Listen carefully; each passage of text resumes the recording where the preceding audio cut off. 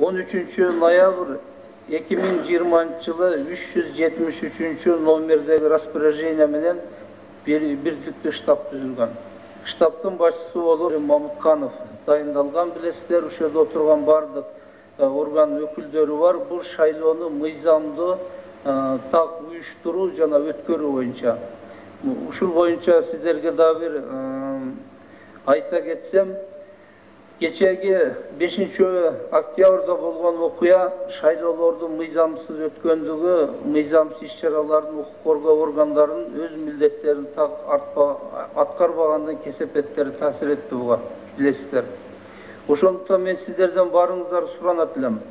Аталган распоряжениянын 16-пунктунда бул шайлоону даярдоо, өткөрүү боюнча мыйзамдардын так сакталышын камсыз кылуу бул Баш прокуратурага жумшалган. Мына бекитилип берилген, андан сырткары мыйзам боюнча да биз так бирдей аткарышын көзөмөлү, билесиздер. Ошондуктан баарыңыздардан талап кылат элем, шайлоо мыйзамдуу өтсүн. Мындан ары административдик ресурс, бийлик колдонулбасын. Мугалим, врач көчөмө-көчө чуркап, ондон добуш аласың деген буйруктар бүгүн болбош керек. Сатып алуу добуштарды бул боюнча укук коргоо органдары биз чечкиндүү күрөш азыртан иш планды түзүп биз башташыбыз керек. Эгерде ушул шайлоону административдик ресурс колдонбой, сатып алуу боюнча кандидаттардан акча каражатын чачтырбай өткөртө турган болсок, келечекте Кыргызстан тарыхына зор салым кошобуз.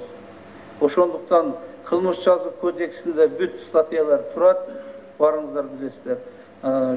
Жоруктар боюнча дагы кандай, кайсыл биздин укук коргоо органына тиешелүү экенин өзүңүздөр билесиздер. Айрыкча ички иштер бөлүмүнө, улуттар коопсуздук комитети да бул боюнча өздөрүнүн катуу аракеттерин жасайт деп ойлойм.